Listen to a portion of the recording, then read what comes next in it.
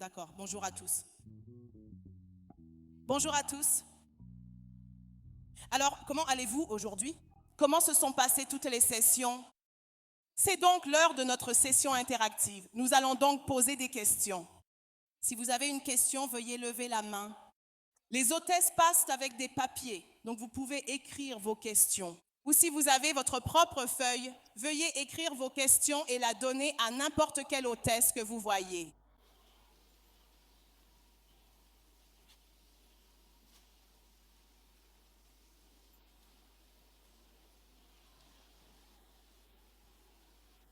Alors n'hésitez pas, si vous avez une question, venez nous voir.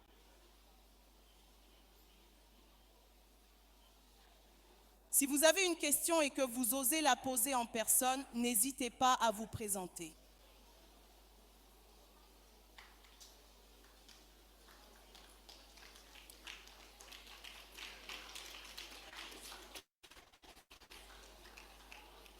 Non, pas la peine. Vous n'êtes pas obligé. Non, ça va. Ça va. Non, non, non, vous pouvez simplement rester là. Ça va. Alors, votre nom et votre question? Je m'appelle Olubara Deolusegun. Ma question est la suivante. L'apôtre Emmanuel est venu aujourd'hui, il a prêché dans notre église. Il a dit que certaines personnes intimident les autres à cause des noms qu'ils ont. Par exemple, à l'école, mes camarades de classe m'ont demandé mon deuxième prénom. J'ai dit, mon deuxième prénom est Ogochukwu. Ils ont commencé à se moquer de moi. Je ne comprends pas pourquoi les gens se moquent de noms qui sont beaux. D'accord, c'est entendu. Est-ce qu'il te serait possible de venir nous rejoindre ici?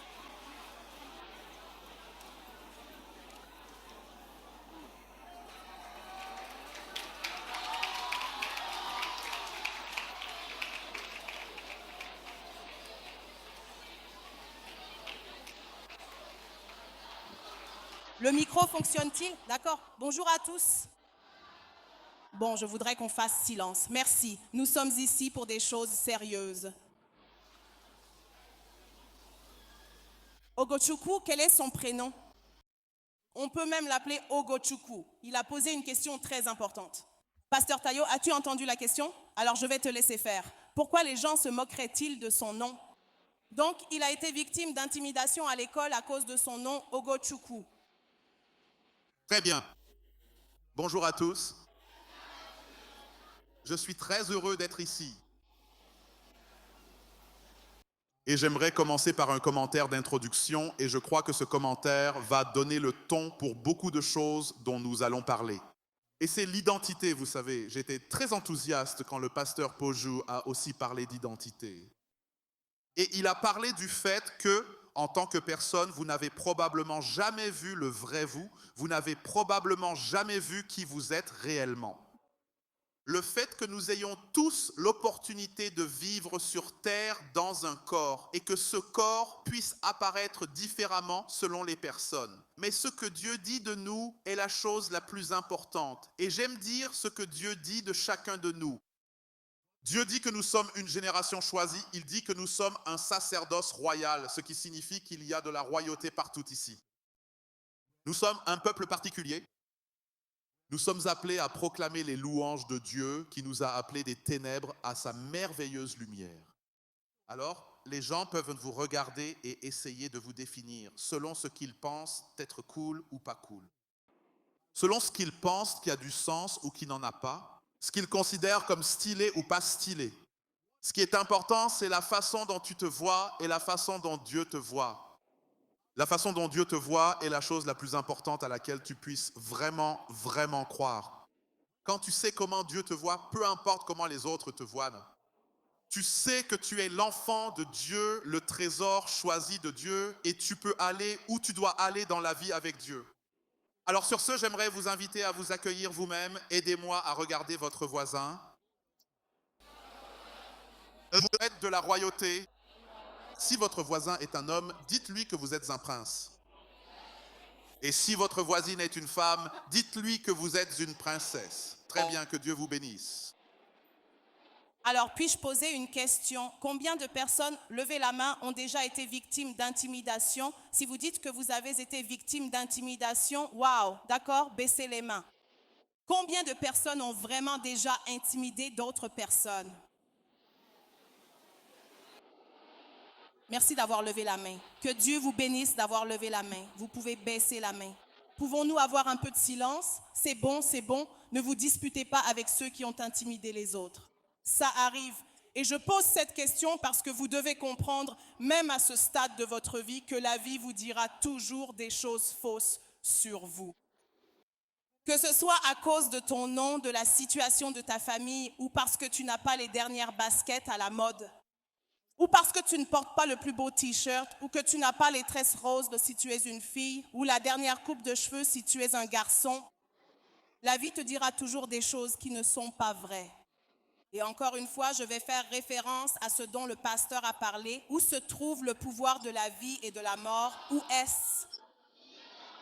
Alors, peu importe ce que la vie te dit, peu importe même ce que ta famille t'a dit, parce que certains d'entre nous viennent de familles où peut-être tes parents ont dit des choses sur toi que tu n'aimes pas, qui ne sont pas agréables. Et parfois, ils le disent par amour. Peut-être tes professeurs, peut-être tes amis. Où se trouve le pouvoir sur ta vie? Où est le pouvoir sur ta vie et comment l'utilises-tu? Tu dis à toi-même ce que Dieu a dit à ton sujet. Est-ce que tu comprends ce que nous disons? C'est ainsi que tu combats la guerre de la vie. Donc même si chaque jour tu es dans un endroit, maintenant tu es à l'école et tu sais qu'à l'école tu as quelques amis ou des personnes que tu pourrais croiser à l'école.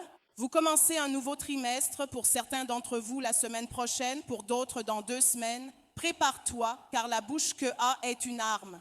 Tu n'as pas pour intimider les autres.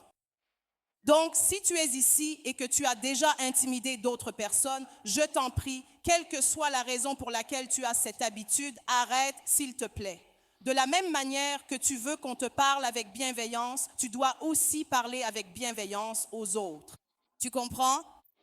Et peu importe ce que la vie te dit, peu importe ce que les réseaux sociaux te disent, tu sais que chaque jour des choses te parlent, n'est-ce pas? Tu peux donc aller sur les réseaux sociaux, voir une de tes amies et te dire « Oh mon Dieu, je suis tellement moche. » Qui a déjà ressenti ça? Oui, c'est la réalité de la vie.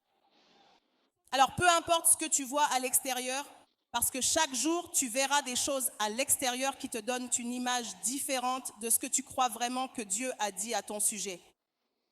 Écarte ces choses. Prends la parole de Dieu et parle-toi avec bienveillance. Et comme l'a dit le pasteur Taillot, vous êtes quoi? Royauté. Vous êtes quoi? Amen. Très bien, nous avons une question pour bien ouvrir la session. Donc la question est, comment as-tu servi Dieu pendant ton adolescence? Et si vous deviez, comment as-tu servi Dieu pendant ton adolescence en tant que jeune fille? Et si vous étiez de notre génération, comment serviriez-vous Dieu en tant qu'adolescent? Je vais donc renvoyer la question au pasteur Taillot qui a donné sa vie à Christ à 14 ans. Alors, pasteur Taillot, comment avez-vous servi Dieu à 14 ans? Bien, servir Dieu est en réalité aussi naturel que d'être dans une famille. Et je veux que nous le voyions de la manière la plus naturelle et la plus accessible possible. Nous avons été créés par Dieu pour servir.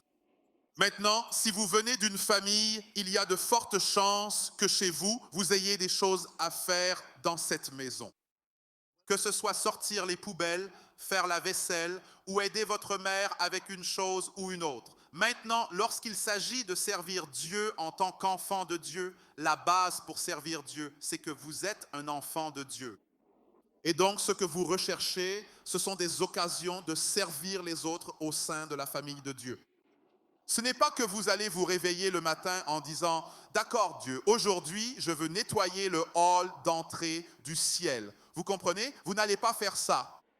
Vous allez servir les enfants de Dieu. Donc, quand j'étais adolescent, par exemple, l'une des opportunités que j'ai eues après avoir donné ma vie à Christ, c'est que je faisais partie d'une fraternité d'adolescents en particulier. Nous avions l'habitude de nous réunir une fois par semaine et lorsque nous nous réunissions, nous partagions essentiellement la parole de Dieu et nous discutions.